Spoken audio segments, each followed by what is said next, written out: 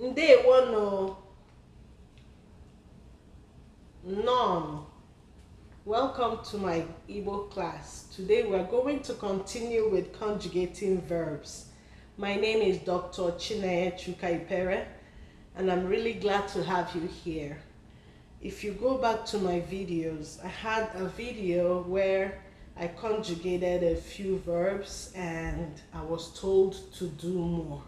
So today we're going to start off with conjugating the verb to go.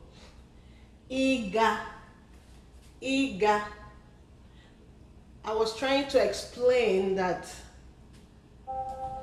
when you want to say to go, it always starts with the letter E. This is the root verb.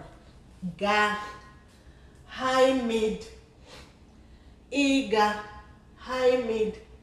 It could mean to go, and it can also mean to thread a needle. Like I said previously, when you conjugate Igbo verbs, there must be a noun at the end of the sentence to help you give more meaning to the verb, okay? So in English, I am going is a complete sentence, but in Igbo, they like to mention where they are going, okay? So sometimes it may sound funny to say, Anamaga. The person will be wondering, where to? Anamaga means I am going. Where are you going? You need to mention where you're going, okay? And in my past videos too, I mentioned, I don't know if it's on YouTube, but I usually do Igbo classes, okay? I start off with learning a lot of nouns, just a lot of them, so that when we begin to conjugate verbs, we begin to insert them in sentences, okay? Let us start. I am going to school. So I'm going to write school here. Anam aga akwụkwọ.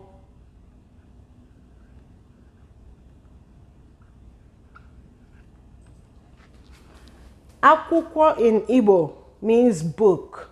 School is ụlọ akwụkwọ, but the short form, when you want to say you're going to school, we don't usually say ana m aga ụlọ akwụkwọ. Excuse me.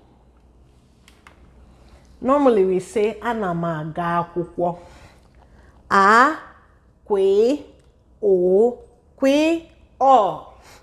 Akwụkwọ. You are going to, you can still say you are going naga akwụkwọ, but I'm gonna write other places that people can go to. I can write inaga Aba. Aba is the name of a town in Nigeria, okay, in Abia State. So you can write you are going to Aba. She, he, it. We use same word for these three words. Is going to Ona aga ahia. Ahia. Ahia is market. Market. Ona aga ahia. She is going to the market. Okay? You are going to church. Let us write church. Ana m aga ụka. Ụka is church. You can say ụlọ ụka, meaning the house of worship, okay? Akwụkwọ, we could have said ụlọ akwụkwọ, house of books, but we go by ana m aga akwụkwọ, okay? And this will be unu na-aga ụka. Unu na-aga ụka. They are going to the park or to the playground or to a meeting, somewhere where people congregate. Ha na-aga ọgbakọ. Ọgbakọ. Ọgbakọ means a meeting ground. It could be a playground. Okay, it could be a meeting, a town hall, field, something like that. Ọgbakọ, people gather there, okay? So, ha na-aga, they are going to a meeting. A meeting. We are going to, let's figure out another place. Give me an example of a place that people can go to. Anyị na-aga, we are going to the hospital. Hospital. Anyị na-aga ụlọ. Ụlọ ọgwụ. Ọgwụ. Okay, this time around, we don't skip the U when writing hospital. Ụlọ ọgwụ. Anyị na-aga ụlọ ọgwụ. The house of injections or house of medicine. All right? All right. I also mentioned that iga could mean to thread. We would say anam aga owu. Owu is thread. Iga is to thread a needle. Needle is aga. Okay, some people call it alaga. Like my village, we call it alaga. Aina aga alaga. Like aina aga owu. But it's not something you speak commonly. But I had to mention that in Igbo language, one word can have several meanings, okay? All right, let's conjugate another verb. To conjugate the verb to eat, iri. If you listen to this verb, iri, e here represents to. Re, eat, iri, iri. Now let us start conjugating. It's about the same thing. Anam eri nri. Ina eri nri. Ona eri nri. Unu na eri nri. Ha na eri nri. Anyị na eri nri. I removed the English meanings. I believe that by now you would know what these mean, right? So in Igbo language, this is supposed to mean I am eating food. In Igbo, you must specify what the verb is doing. So the noun here is going to give more meaning to the verb, okay? And nri means food. Food. So in English, I am eating is a complete sentence. You don't need to mention whatever food you're eating, but in Igbo, it's like you're saying, I am eating food. And there are different kinds of foods, right?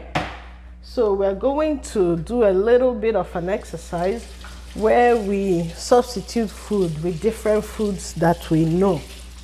Okay? That way we are also learning foods. So, ana m eri.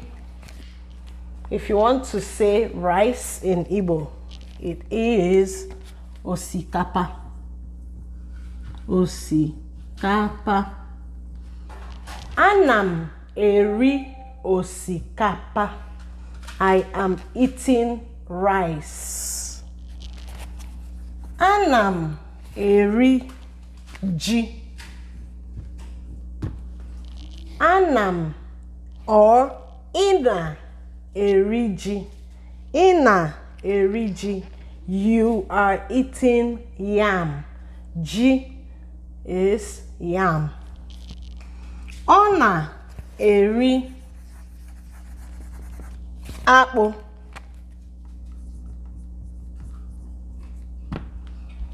He is eating cassava fufu. Okay? Ọ na-eri apple. She is eating cassava fufu. You know fufu, right? Unu na-eri agwa. Unu na-eri agwa. Unu na-eri agwa. You are eating beans. Ha na-eri ọka. Okay, ọka is corn, but it depends on how you eat it. In Igbo language, we have different forms of eating techniques, and they go differently with different foods. So anything crunchy, like, you know, when you're eating corn on a cob, you don't just say ana m eri ọka, you say ana m ata. So you chew crunchy foods most times. So you sort of have to memorize what type of verb you use for different foods in Igbo, okay? So let's say ha na-eri. What else can we read? Ede. Ha na-eri ede. Ede is cocoyam, taro roots, okay? Cocoyam, if you make it into fufu, or you can, you know, you can boil it like yam and eat it with palm oil. And then anyị na-eri. What else? Ogede. Okay, anyị na-eri ụkwa. Let's do ụkwa. Ụkwa. You know ụkwa, right? What is the English name for ụkwa? Breadfruit. Yes, breadfruit. It's not an American, it's a tropical food, okay? But it's a delicacy. So these are examples of how you can multiply your sentences, okay? You can also substitute these pronouns with people's names. You can say, like here, instead of saying ọ na-eri akpụ, you can say obi na-eri akpụ. More sentences, all right? Okay, let us conjugate another verb before we leave today. We're going to conjugate the verb ịgba. Ịgba, high mid. Ịgba, the reason I picked ịgba is that I'd like to show you that one word, same sound, can mean so many different things in a sentence, okay? And then I want you to observe how you know the difference. Ịgba can be to dance, to dance, to kick a ball, to shoot, to crack your knuckles, to crack, and also to, what is this? Snap your fingers. That is how funny everything is. So let us start with to dance.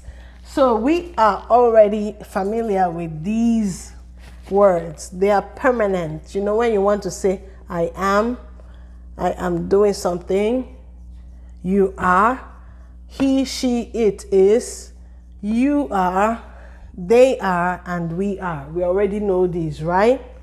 Anam, ina, ona, ununa, hana, and anyina. Okay? Now let us do to dance. Anam agba egwu. I am dancing. Anam agba egwu. I am dancing. To kick. Ana agba ball. You are kicking a ball. Let us do I am shooting. Ona agba egbe. He is shooting a gun. You can also do another agba in shooting. Ona agba ota. Ota. You know, using a bow and arrow. So this is gun. And this is archery, mostly, right? Archery. I think this is a spelling. So that is for shooting. Then, unu na agba,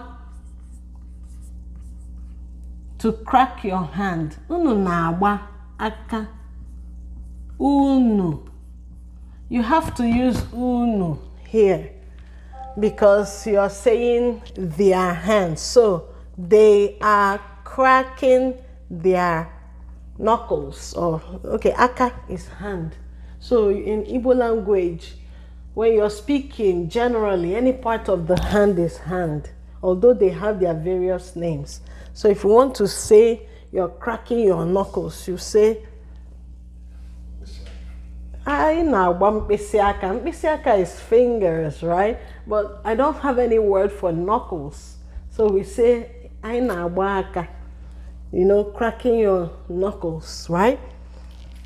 So, ha na-agba. Let us talk about snapping our fingers. Ha na-agba n'aka. N'aka ha. So, this is the sentence, right? They are snapping their fingers. This aka here is representing fingers.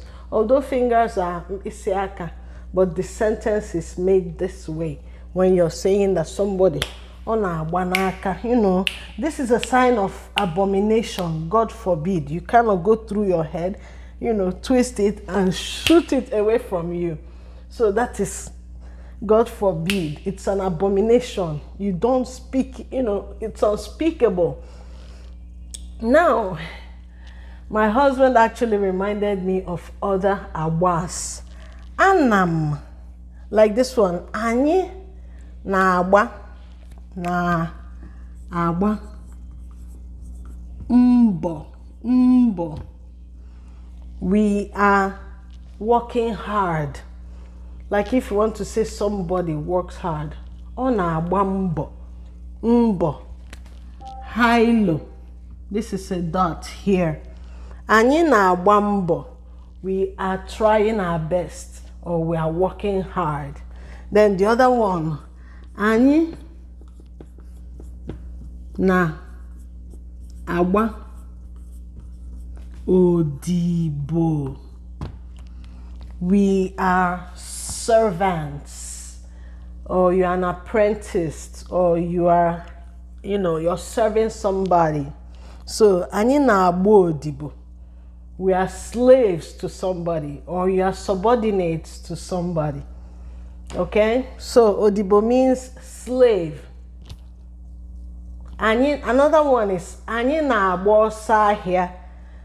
That one is we are hustling. Let me write it.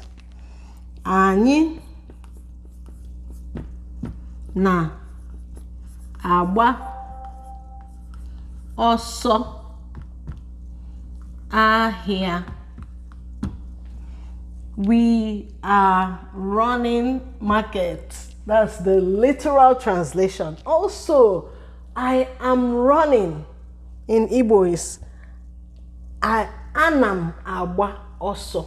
I'm going to write, maybe I should clean out these and write some more.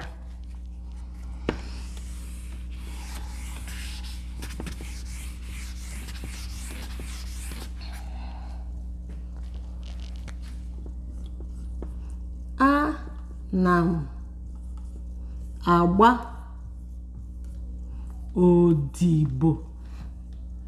I am an apprentice. That means you're a subordinate, okay? Subordinate or slave or servant, you know, maid. Okay? Then another one. O na agba ọsọ. He is running. He is running.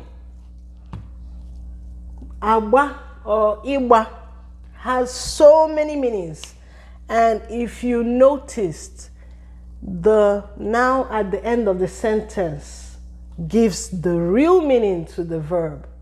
So this noun must be there for you to understand which verb we are referring to. Isn't that surprising or wonderful?